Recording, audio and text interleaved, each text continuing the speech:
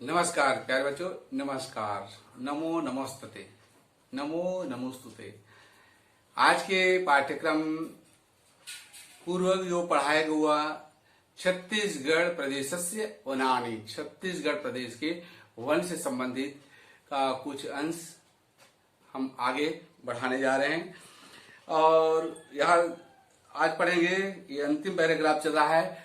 किताब मेरे ख्याल सब निकालने होंगे, सामने किताब होना चाहिए, तभी वो अर्थ समझ में आएगा, अन्यथा नहीं। और जितने भी वीडियो बनाया जा रहा है उसको संपूर्ण देखना है, ये नहीं कि चालू कर दिए छोड़ दिए, बाद में परेशानी आप ही लोगों को होगा। क्योंकि इस सत्र तो ऑनलाइन ही पढ़ाई संभव है बेटा, और नहीं हो पाएगा, इसलिए ध्यान देंगे। जो समझाया गया है कॉपी में पूरा अच्छी तरह से नोट करते जाएंगे। मैंने संस्कृत का व्याकरण लगभग कंप्लीट कर दिया गया है और पाठ आज तीसरा पाठ चल रहा है, और कॉपी कभी भी चेक हुआ जा सकता है, और इसलिए आपको कॉपी में कंप्लीट करना है जो इतने भी समझाया गया है। और जो समझ में नहीं आया आपके पाठ्य पुस्तक के जो व्याकरण खंड में उसमें देख लेंगे, उसको पूरा करना है, ये अनिवार्य रूप से है। कॉपी हमेशा कंप्लीट रखना है, कभी भी चेक किया जा सकता है। जैसे शासन का आदेश आएगा स्कूल आना है, उस समय कॉपी चेक होना अनिवार्य बेटा। और साथ ही साथ अभी जो पढ़ाया गया है वो परीक्षा संबंधित जो पाठ देखे हैं उसको भेजा जाएगा कि आपको कहां से कहां तक पढ़ना की तैयारी करना है। अभी पूरा तैयारी करते हुए चलना है। आज चलते हैं वन्य जीवानाम बहुलता विविधा च प्रदेशस्य गौरव। वन्य माने वन्य जंगल, जीवानाम जीवों के, वन्य जीवों की बहुलता बहुत, विविधानि कई अनेक प्रकार, ये दो चीज है। वन्य जीवों की बहुलता और विविधता ही प्रदेश की क्या है, गौरवम, प्रदेश की गौरव। एक वाक्य हो गया, वन्य जीवों की बहुलता और विविधता ही इसकी गौरव है। एतेषाम् उपलब्धता तत्क्षेत्रे वनानां सुस्थिति दोहते। ये उपलब्धता, इनमें जो उपलब्ध है, उपलब्धता ही तत्क्षेत्रे, उस क्षेत्र में, वनानां वनों की, सुस्थिति दोहते यानी अच्छी स्थिति का परिचायक है, द्योतक है। पुनः से लेंगे, इनमें उपलब्ध उस क्षेत्र में वनों की स्थिति अच्छी है, ये इसका परिचायक है, द्योतक है, पहचान है। एतेषु वन्य जीवेषु, इन वन्य जीवों में प्रमुखता, प्रमुख, इसमें जंगल में क्या है, प्रमुख कौन कौन से जानवर है उसके बारे में बताया गया है। तो लिखा हुआ है व्याघ्र बाघ, तरछू भालू, वन महिषा जंगली भैंसा, हरिणा हिरण, सांभर गौर गौरैया जो पक्षी है, वन वराह, वन माने जंगल, वराह माने सुअर, तो जंगली सुअर जिसमें खिरसा दांत निकले होते हैं। हमारे ग्रामीण अंचल की जो सुअर है, पालतू जो सुअर है उसमें दांत नहीं होते, जबकि जंगल में उसमें सुअर होते, वराह। और भगवान विष्णु का एक अवतार वराह भी है ना। भल्लुका, आलू, पर्वत सरिका, नील गाय, चिकारा आदि चेती, चिकारा आदि है। वन महिषा जंगली भैंस, राजकीय पशु क्या है, जंगली भैंसा। हमारे यहाँ प्रश्न बनता है राजकीय पशु क्या है, तो राजकीय पशु जंगली भैंसा है। पर्वत सारिका मैना को राजकीय पक्षी च घोषित, राजकीय पक्षी घोषित किया गया है। वन्य जीवानाम वन्य जीवों की रक्षणार्थम, रक्षा के लिए भी वन संरक्षण आवश्यक है, पुनः से लेंगे, वन्य जीवों की बहुलता और विविधता ही प्रदेश का गौरव है। इनमें उपलब्ध उस क्षेत्र में वनों की अच्छी स्थिति की परिचायक है, द्योतक है। इनमें इन वन्य जीवों में, वन्य प्राणियों में मुख्यतः बाघ, वन्य जीवों में बाघ है,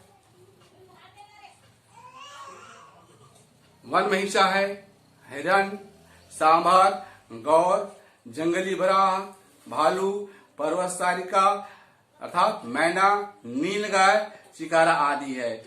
वन महिषा को राज्य की या राजकीय पशु घोषित किया गया है और पर्वत सारिका अर्थात मैना जो पक्षी है उसको राजकीय पक्षी घोषित किया गया है। वन्य जीवों की रक्षा के लिए, वन जीवों की रक्षा के लिए वन संरक्षण अत्यंत आवश्यक है। इस प्रकार देखते हैं आगे, नूनम वास्तव में निश्चय ही वन जीवानाम, जंगल जीवों की आश्रय स्थलम अस्ति, आश्रय स्थल है।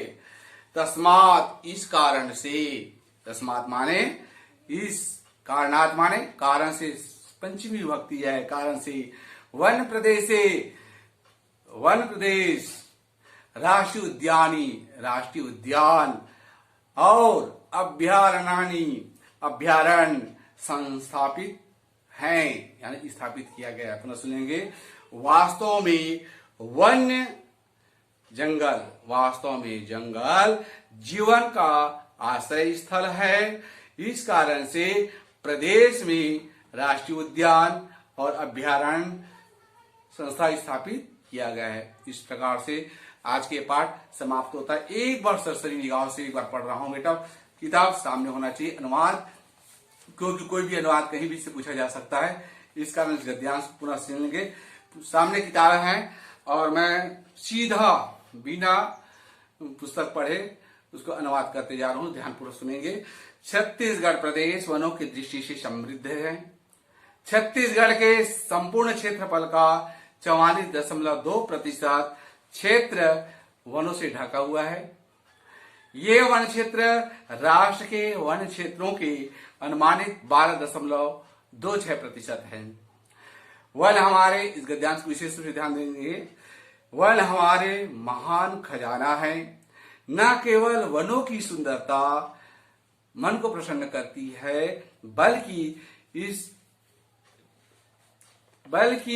अन्य पर्यावरण भी, इससे भी अन्य जो पर्यावरण है सुरक्षित होता है। जो घटक पारिस्थितिक तंत्र को प्रभावित करते हैं उन घटकों में जंगल सर्वप्रमुख है। वस्तुतः वन पृथ्वी की या धरती की सुरक्षा कवच है। वर्षा का मुख्य कारण जंगल ही है। यह शुद्ध वायु प्रदान करती है, मिट्टी के अपरदन क्रिया को कम करता है। मिट्टी जो कटाव होता है नदियों के जल के द्वारा, वर्षा के जल के द्वारा मिट्टी का कटाव होता है, वो अपरदन क्रिया को कम करता है। संसार के तापमान को नियंत्रण करता है। इसलिए वन संरक्षण अत्यंत आवश्यक है। ये हो गया गद्यांश। अगला चलते हैं। कई वन संपदा के द्वारा संपन्न वन प्रदेश विद्यमान है। विधि की दृष्टि से, कानून की दृष्टि से वन को 3 भागों में बांटा गया है। पहला आरक्षित वन, दूसरा संरक्षित वन और अवर्गीकृत वन। अब आरक्षित वन किसको कहते हैं? आरक्षित वन प्रबंधन की, आरक्षित वन की प्रबंध सुव्यवस्थित होता है। उसका जो प्रबंध होता है सुव्यवस्थित ढंग से होता है, अच्छे ढंग से होता है। इसकी सुरक्षा और विकास एक निश्चित योजनाओं के तहत होता है। राष्ट्रीय उद्यान, अभ्यारण्य और वर्गीकृत, राष्ट्रीय उद्यान और अभ्यारण्य आरक्षित वन ही हैं। संरक्षित वन किसको कहा गया है? संरक्षित वन में संरक्षण के साथ उत्पादन की जो गतिविधियां हैं क्रियान्वित होती है। वन विभाग योजना के अनुसार वैज्ञानिक विधि के द्वारा वन में जो उत्पादन होता है, वन उत्पाद प्राप्त होता है। यहाँ उत्पादन के साथ वन संरक्षण प्रथम लक्ष्य है। आगे चलते हैं। आगे में अवर्गीकृत, जिसको बांटा नहीं गया है ना। वन भूमि की व्यवस्था के समय में जिस क्षेत्रों का वर्गीकरण नहीं हुआ था उसे ही अवर्गीकृत वन कहा गया है। यहाँ सभी कारणों से कोई भी प्रतिबंध नहीं होता है। इस वन क्षेत्र में लोगों के लकड़ी संग्रहण करने के लिए और पशु चराने की स्वतंत्रता है। और अगला गद्यांश जो बहुत महत्वपूर्ण है बेटा, छत्तीसगढ़ प्रदेश वन की, पुनः सुनेंगे, छत्तीसगढ़ प्रदेश का वन उष्ण कटिबंधीय श्रेणी में आते हैं। ये वन अत्यधिक सघन होते हैं। वनों की सघनता के कारण से कुछ क्षेत्र अत्यंत दुर्गम हैं। प्रदेश के उत्तर दक्षिण भाग में सघन वन है, परंतु मध्य भाग में बहुत ही कम है, जिसको विरल कहते हैं। इनकी विशेषता यह है कि उस सभी पर्णपाती वन है। पुनः सुनेंगे, इनकी विशेषता यह है कि ये जितने भी वन है पर्णपाती पतझड़ वन है। यहाँ मुख्यतः वृक्षों के दो प्रजाति हैं, साल और सागौन। अन्य प्रजाति भी होते हैं, इसमें खादी मतलब खैर, तेंदू, बांस, आंवला, साजा, बीजा, धौरा, कर्रा, हल्दू और महुआ है। अगला देखते हैं, उपलब्ध वनस्पतियों में औषधि के वृक्ष प्रचुर मात्रा में उपलब्ध हैं। प्रदेश के बहुत से उद्योग वन उत्पादन में ही आधारित हैं।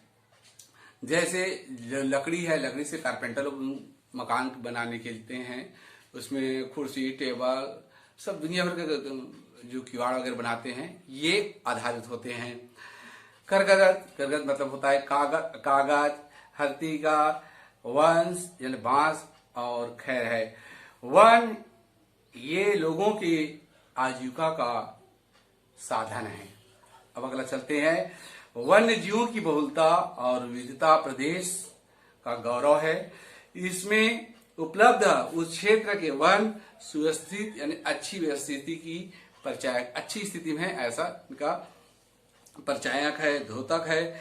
इन वन्य जीवों में मुख्यतः बाघ, वनमहिषा, हिरण, सांभर, गौर, जंगली सुअर, भालू, पर्वत सारिका, मैना जिसको कहते हैं नीलगाय और चिकारा आदि है।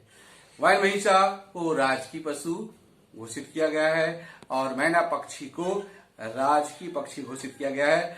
वन्य जीवों की रक्षा के लिए भी वन संरक्षण आवश्यक है। वन्य जीवों के लिए अभी जंगल है तभी तो वहां प्राणी लोग रहेंगे, नहीं रहेंगे तो मर जाएंगे।